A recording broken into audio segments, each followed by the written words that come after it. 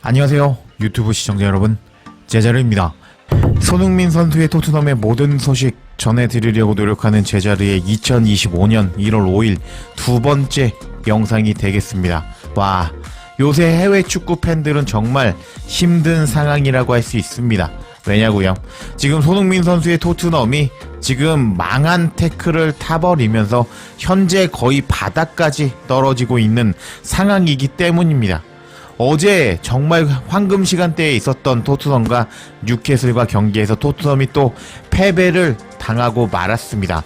조금 어이가 없었던 것이 엔제 감독은 팀에 전염병 이슈가 있었기 때문에 기존과 다른 전술을 들고 나와서 일단 선수비 후 역습을 한다던가 이런 식으로 나올 수도 있었는데, 지금 전염병 이슈에 걸렸던 드라구신, 그레이 등을 선발로 기용했음에도 불구하고 기존과 똑같은 전술을 고집하면서 또 패배를 당하고 말았습니다. 정말 어이가 없는 상황이라고 할 수 있었는데, 근데 솔직히 심판이 미친 판정을 하긴 했습니다. 손에 이렇게 맞아버렸고 그 다음 장면에서 골로 연결됐으면 당연히 핸드볼로 취소를 했어야 됐는데, 손에 의도가 없었다 이런 개소리를 하면서 이 골을 인정해버리면서 토트넘이 이런 심판 판정에 미친 판정으로 인해서 피해를 봤다 라고 할 수가 있겠습니다. 근데 엔제 감독이 또 자신의 고집을 피우면서 미친 전술을 고집했기 때문에 엔제 감독이 역대급으로 분노를 했지만 그래도 엔제 감독 때문에 졌다 라고 볼 수도 있는 상황입니다. 이런 상황에서 이번 영상에서는 엔제 감독을 잘라야 한다 라면서 토트넘 전 관계자가 엔제 감독을 비난하는 소식 전해드리고, 그리고 손흥민 선수가 1월 1일이 지나면서 보수만 룰이 풀리면서 지금 해외의 다른 구단들과 협상을 할 수 있는 상황인데, 손흥민 선수와 연결이 되었던 바르셀로나와 또 손흥민 선수가 연결이 되어 버리면서 손흥민 선수가 또 인기 폭발해 버렸다는 소식 전해드리려고 합니다. 이번 영상 재밌는 영상이 될 것 같은데요. 제가 구독자 10만까지 약 4,000명 정도가 남은 상황입니다. 2025년에 더 열심히 할 테니 이번 기회에 구독 좀 부탁드리겠습니다. 채널 홍보는 여기까지 하고 그럼 관련 소식들 바로 알아볼까요? 엔제 감독은 또 패배를 당해버리면서 최근 4경기에서 3패나 당하고 말았습니다. 현재 엔제 감독은 정상이 아니라고 할 수 있습니다. 자신의 잘못을 인정하지 않고 고집을 계속 부리고 있는데, 그 엔제 감독의 전술이 하려는 짓이 뻔히 이제 다 들통이 나버리면서 토트넘의 전술을 누구나 다 알기 때문에 조금만 맞춤 전술을 가지고 나온다면 토트넘을 다 발라버릴 수 있는 상황이라고 할 수 있겠습니다. 이런 상황에서 토트넘의 전 CEO가 엔제 감독을 잘라야 된다, 다른 감독을 추천해 주겠다 라고 말해서 화제가 되고 있습니다. 해당 소식은 더 부트룸을 통해서 전해졌고, 토트넘의 전 CEO는 이제 엔제 감독을 대체할 51세 감독을 고용해야 한다고 말했다 라는 제목의 기사였습니다. 내용을 살펴보면 토트넘은 최근 끔찍한 기세가 계속되면서 토요일 오후 뉴캐슬에게 또 패배했다. 토트넘은 뉴캐슬에게 2대1로 패배를 당하면서 최근 리그 7경기에서 단 1승만을 거두는 기록을 이어갔고, 엔제 감독은 이제 압박을 받을지도 모른다. 엔제 감독의 자리는 뉴캐슬과 경기 전까지는 안전했지만 이런 기세가 더 지속되기는 어려울 것이다. 엔제 감독이 해고되어야 한다는 주장은 실제로 존재하고 있다. 엔제 감독이 떠나야 된다고 믿는 사람 중에 한 명은 전 토트넘의 CEO인 클로드 리트너다. 리트너는 앨런 슈거 시절 토트넘의 CEO였고 더 이상 클럽을 장악하지는 못했다. 근데 엔제 감독을 대신해서 토트넘의 감독을 맡을 사람이 누구인지는 알고 있다고 믿고 있는 듯 했다 라고 기사가 시작이 됩니다. 내용이 벌써부터 흥미진진하죠. 계속 내용을 살펴보면 리트너는 꿀벌 군단의 토마스 프랭크 감독을 엔제 감독을 대체하라고 촉구했다. 리트너는 더 이상 엔제 감독에 대한 신뢰가 전혀 없다고 분명히 말했다. 토트넘은 이번 시즌 중반까지 중위권을 굳건히 지키고 있다. 이번 주말의 성적이 기대에 부응하지 않는다면 20경기를 치른 후에 순위 테이블에서 14위에 머무를 수도 있는 토트넘이다. 토트넘의 전 CEO 리트너는 충분히 이런 상황을 보고 있고 꿀벌 군단의 토마스 프랭크 감독을 엔제 감독의 대체자로 토트넘으로 데려와야 한다고 주장했다. 프랭크 감독은 엔제 감독이 영입되기 전부터 토트넘과 연결이 되었는데 리트너는 이 덴마크 감독이 토트넘에게 좋은 선택이 될 거라고 생각하고 있었다 하면서 이제 전 토트넘의 CEO 리트너의 트위터가 이제 링크가 되어 있는데 그 내용을 살펴보도록 하겠습니다. 일단 리트너는 다음과 같이 말했습니다. 모든 사람들이 동의하지 않을 거라고는 알겠지만 주된 책임은 감독과 그리고 경영진에게 있습니다. 코너킥을 방어하는 방법을 모르고 전술적인 인식도 없습니다. 엔제 감독은 움직이지 않고 영감을 주고 참여시키고 동기를 부여하는 대신 고개를 저을 뿐입니다. 라면서 최근에 엔제 감독이 경기를 망해가면은 고개를 좌우로 흔드는 모습을 보여주고 있거든요. 그것에 대해서 지적하는 리트너였습니다. 그리고 이제 토마스 프랭크 감독에 대해서는 그는 놀라운 일을 해냈고 매우 현명하고 인품이 좋고 야심찬 감독인 것 같습니다. 하면서 이제 꿀벌 군단의 감독이 토트넘의 후임 감독으로 적합하다라고 추천을 하고 있는 토트넘의 전 CEO 리트너였습니다. 이런 소식이 전해지자 더 부트름은 다음과 같이 코멘트했습니다. 토마스 프랭크 감독과 엔제 감독을 비교해보자. 물론 순수한 결과 면에서 꿀벌 군단의 감독과 토트넘의 감독을 비교하는 것은 공평하지 않을 것이다. 실제로 토트넘의 예산은 꿀벌 군단보다 기하급수적으로 크다. 하지만 두 팀의 예산과 야망 사이에 큰 차이가 있음에도 불구하고 프랭크의 성적은 엔제 감독의 성적에 비해 훨씬 좋다 하면서 여기 지금 표가 나오죠. 여기가 이제 꿀벌 군단의 감독 이제 성적이고요. 여기가 엔제 감독의 성적입니다. 이제 살펴보면 꿀벌 군단 감독은 약 300경기를 했습니다. 프리미어 리그에서. 엔제 감독은 70경기를 했고요. 127승 66무 104패를 기록한 이제 프랭크 감독이고 엔제 감독은 34승 11무 25패를 기록한 엔제 감독입니다.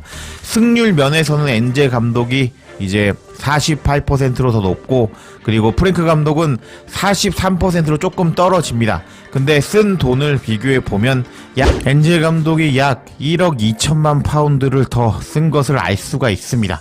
근데 경기 수가 훨씬 더 많이 뛰었잖아요. 그래서 프랭크 감독이 더 적은 예산으로 더 장기간 2,200억이나 덜 쓰면서 이제 엔제 감독과 비슷한 성적을 내고 있는 것을 알 수가 있습니다. 그만큼 프리미어 리그 내에서는 이제 꿀벌의 프랭크 감독이 더 좋은 성적을 내고 있다는 것이 증명이 되었다고 할 수 있습니다. 그래서 이제 계속 내용을 살펴볼까요? 브렌트포드에서 프랭크의 승률은 토트넘에서 엔제 감독과 승률보다 약간 낮을 뿐인데 이것은 매우 놀라운 일이다. 2019년 토트넘은 챔피언스 리그 결승전에 진출했고 브렌트포드는 챔피언십에 있었는데 그런데도 프랭크는 포스테코글루와 비슷한 성적을 보여주고 있다. 브렌트포드가 토요일에 소튼과 경기에서 결과를 낸다면 순위에서 토트넘보다 더 높은 순위에 오르게 되는데 이는 의미심장하다고 할 수 있다. 엔제 감독이 그 자리에 남을지는 아직 알 수 없지만 토트넘이 변화를 모색하기로 결정한다면 토마스 프랭크를 영입하는 것보다 더 나은 성적은 없을 것이다.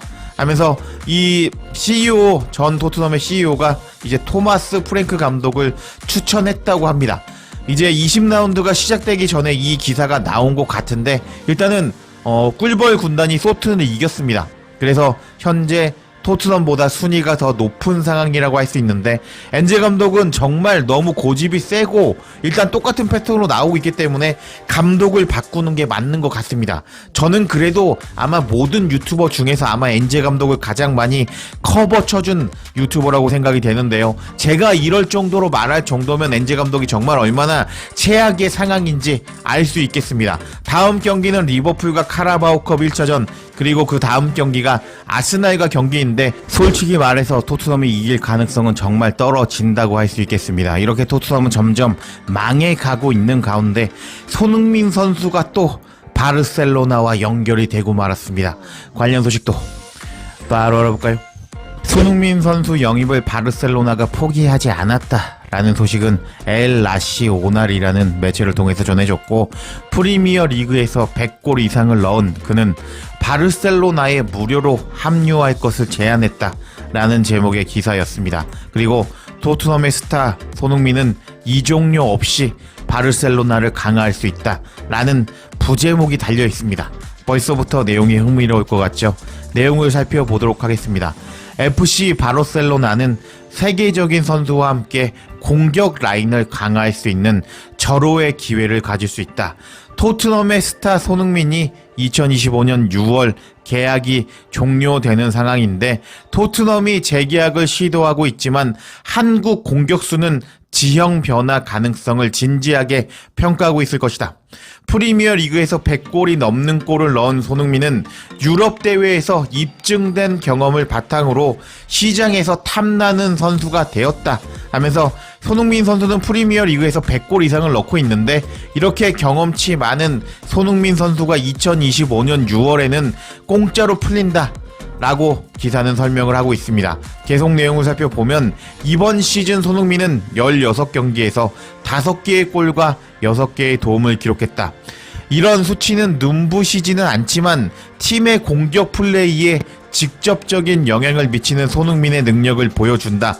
게다가 손흥민의 다재다능함, 왼쪽 윙에서도 뛸 수 있고 중앙 공격수에서도 뛸 수 있는 손흥민의 다재다능함은 손흥민을 보증 선수로 공격을 강화하려는 바르셀로나의 한지 플릭 감독에게는 이상적인 프로필이라고 할 수 있다 하면서, 손흥민 선수가 이번 시즌에 기존과는 조금 떨어지는 공격 포인트를 기록하고 있지만 그래도 손흥민은 공격 쪽에 직접적인 영향을 미치는 능력을 보여주고 있다 하면서 이 매체는 손흥민 선수의 능력에 대해서 칭찬하기 시작합니다.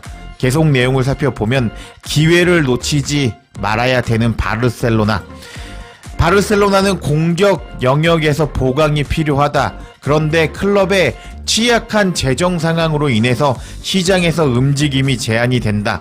이 때문에 이적료 없이 손흥민의 영입 가능성은 바르셀로나 이사회가 무시할 수 없는 기회로 여겨진다 하면서, 바르셀로나가 재정적으로 그렇게 풍족한 클럽은 아니거든요. 근데 바르셀로나가 이름값이 있다 보니까 이제 선수들을, 자유계약으로 풀리는 선수들을 공짜로 데리고 오는 모습을 많이 보여주고 있습니다. 그래서 손흥민 선수도 그렇게 바르셀로나로 공짜로 영입이 돼서 이적할 가능성이 높다라고 기사는 설명을 하고 있습니다. 이제 계속 살펴보면 내년 7월 8일 32살이 되는 한국 공격수 손흥민은 바르셀로나가 모든 타이틀을 놓고 경쟁하는데 필요한 수준의 도약을 제공할 수 있는 신체 조건과 골 득점 능력을 계속해서 보여주고 있다. 게다가 손흥민의 전문성과 헌신은 바르셀로나 클럽의 철학과 완벽하게 들어맞는다. 토트넘은 스타를 잃어버리고 싶어하지 않을 것이다. 토트넘은 손흥민의 이탈을 막기 위해서 최선을 다할 예정이다. 토트넘은 이미 급여 인상과 장기 계약을 포함하는 갱신 제안을 진행하고 있는 것으로 알려져 있다. 그렇지만 손흥민은 자신의 경력의 마지막 단계에서 새로운 옵션을 평가하고 있는 것으로 보이고, 최고 수준의 마지막 시즌을 보내기 전에 새로운 스포츠 도전을 모색할 수 있다. 한편 손흥민과 토트넘의 스포츠 프로젝트와 관계도 핵심이 될 것이다. 만약 팀이 다음 시즌 유럽 대항전 출전을 보장하지 못한다면 손흥민의 이적은 불가피할 수 있다 하면서, 토트넘은 현재 손흥민을 잡기 위해서 엄청나게 노력을 하고 있는데, 이제 손흥민 선수가 이제 새로운 도전을 모색하고 있을 수도 있고, 그리고 만약 토트넘이 다음 시즌에 유럽 대항전에 나가지 못한다면 손흥민의 이적은 불가피하다 하면서, 이 매체는, 이 외신은 손흥민 선수에 대해서 이렇게 평가를 하고 있습니다. 그리고 이제 마지막 계속 살펴보면 즉각적인 영향을 미치는 영입이 될 것이다 하면서, 손흥민 선수의 영입은 바르셀로나에 즉각적인 영향을 미칠 것이다 하면서 제목으로 시작이 되고 있는데, 내용을 살펴보면 바르셀로나에게 손흥민의 영입은 럭셔리 보강을 의미한다. 프리미어 리그만큼 경쟁이 치열한 리그에서 손흥민의 경험, 그리고 손흥민이 넣은 골과 도움을 생성하는 능력, 그리고 헌신적인 손흥민의 프로필은 즉각적인 결과가 필요한 팀의 안전한 선택이 될 것이다. 게다가 손흥민의 다재다능함은 바르셀로나의 한지 플릭 감독에게 그를 왼쪽 윙어로 배치하거나 가짜 9번으로 배치하는 등 다양한 전술적 옵션을 허용할 것이다. 바르셀로나는 이적료 없이 유럽 무대에서 가장 신뢰할 수 있고 경험이 풍부한 선수 중에 한 명이 손흥민과 계약할 수 있는 독특한 기회를 앞에 두고 있다. 이제 모든 것은 클럽이 손흥민에게 누가 그의 커리어의 마지막 위대한 무대를 위한 완벽한 무대라고 확신시킬 수 있는지에 달려있다 하면서 이제 손흥민의 미래는, 손흥민을 영입하는 것은 이제 손흥민을 어떻게 여기 바르셀로나로 오냐고 설득하는지 달려있다 하면서 기사는 마무리 짓게 됩니다. 와, 정말 엄청나다고 할 수 있죠. 지금 엔제 감독은 손흥민 선수를 제대로 못 쓰고 있습니다. 지금 여기 오른쪽에 존슨, 그리고 오른쪽에서 뛰는 성향이 높은 셉세비를 지원하는 영향을 주고 있는데 어제 경기에서 증명이 되었죠. 제가 항상 경기가 끝난 후에 퀄리티 높은 분석을 해드리는데 손흥민 선수가 안 나왔던 전반전에 셉세비는 키패스를 한 개도 뿌려주지 못했습니다. 그런 것이 어떤 걸 의미하느냐, 손흥민 선수가 왼쪽에서 어그로를 끌어주지 않으면 셉세비에게 어그로가 끌려서 셉세비는 아무것도 보여주지 못하는 모습을 보여주고 있다고 할 수 있겠습니다. 근데 손흥민 선수가 후반에 투입되자 셉세비가 키패스를 3개나 뿌려주면서 손흥민 선수의 투입 효과 자체가 셉세비에게 키패스를 뿌려줄 수 있는 찬스를 제공했다, 이렇게 평가할 수 있는데 이만큼 손흥민 선수가 토트넘에서 중요합니다. 손흥민 선수가 없으면 토트넘 현지 팬들이 빨아주고 있는 셉세비는 아무것도 아닌 평범한 선수로 되고 있다고 할 수 있겠는데 이렇게 된 것이 엔제 감독이 손흥민 선수를 사용하지 못하고 있기 때문이라고 할 수 있겠습니다. 근데 바르셀로나의 이제 엘 나시오날이라는 매체는 계속 손흥민 선수 영입이 이제 요번 시즌에 바르셀로나가 1위를 달리다가 최근에 무너지면서 3위까지 떨어지는 모습을 보여주었거든요. 그러다 보니까 바르셀로나가 이번 시즌에 너무 경험치가 없는 10대, 20대 초반 선수들로 스쿼드를 구성하고 있었기 때문이라면서 경험이 풍부한 손흥민 선수 영입을 한다면은 바르셀로나에게 즉각적인 영향을 미치는 영입이 될 것이라면서 손흥민 선수를 극찬하고 손흥민 선수의 능력을 다시 한번 보여주면서 손흥민 선수가 이렇게 토트넘에서는 무시를 당하고 있지만 바르셀로나에서 간다면은 그의 능력을 인정받을 것이라고 말하는 엘 나시오날이었습니다. 와, 정말 손흥민 선수의 이적 시장이 흥미롭게 흘러가고 있습니다. 현재까지는 스페인 매체 엘 나시오날에서만 바르셀로나가 손흥민 선수를 노리면 좋을 것이다 라고 이야기를 하고 있는데 원래 이적설이라는 것이 첫 번째의 소스가 등장을 하고 나서 그 후에 발전하고 나서 오피셜이 된다고 할 수 있습니다. 손흥민 선수의 이적설이 앞으로 어떻게 발전하는지 한번 지켜봐야겠습니다. 조금 더 흥미로운 소식이 있으면 바로 소식 전해드릴 것을 약속드리면서 이번 영상 마치겠습니다. 제자리에 영상 놓치지 않도록 알림 설정해 주실 것을 부탁드리며 영상 마치겠습니다. 구독과 좋아요, 댓글은 사랑입니다. 감사합니다.